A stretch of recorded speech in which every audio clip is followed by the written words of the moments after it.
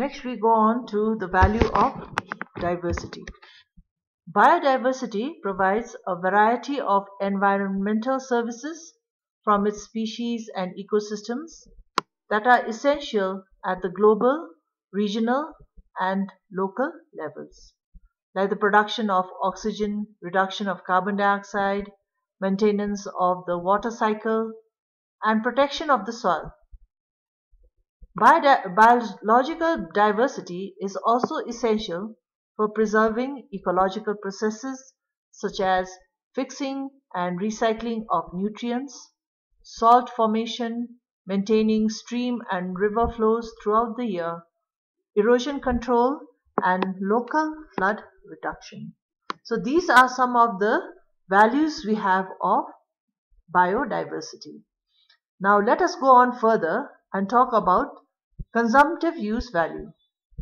The biodiversity contained in the ecosystem provides forest dwellers with the daily needs of food, building material, fodder, medicines, and a variety of other products. If we go for productive use value, this category comprises of marketable goods. The biotechnologist uses bio-rich areas to look for prospects and search for potential genetic properties in plants and animals that can be used to develop better varieties of crops for use in farming and plantation programs, or to develop better livestock or animal livestock. To the pharmacist, biological diversity is a raw material from which new drugs can be identified from plant and animal products. To the industrialist, biodiversity is a rich storehouse from which to develop new products. For the agricultural scientist, biodiversity in the wild relatives of crop plants is the basis for developing new and better crops. If we go for ethical and moral values related to biodiversity, ethical values related to biodiversity conservation are based on the importance of protecting all forms of life. Apart from the economic importance of conserving biodiversity, there are several cultural, moral, and ethical values associated with the sanctity of all forms of life. The Indian civilization has, over several generations, preserved nature through local traditions by preserving nature in the form of sacred groves or devrais. These sacred groves around ancient sacred sites and temples act as gene banks for wild plants. Then, regarding social values, biodiversity has, to a great extent, been preserved by traditional societies that have valued it as a resource and appreciated that its depletion would be a great loss to their society.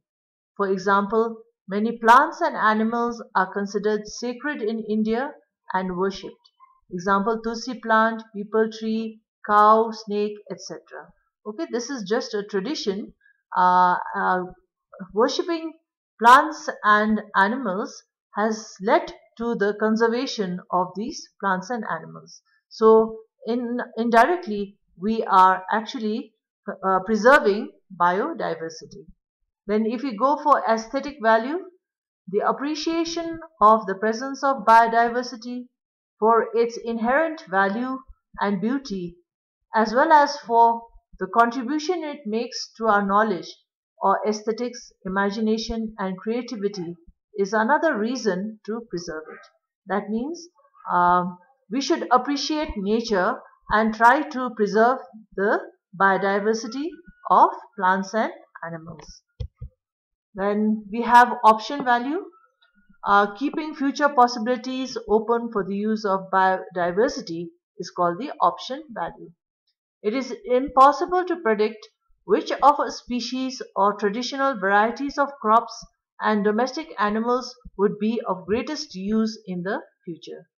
to continue to improve cultivars and domestic livestock, we need to return to wild relatives of crop plants and animals.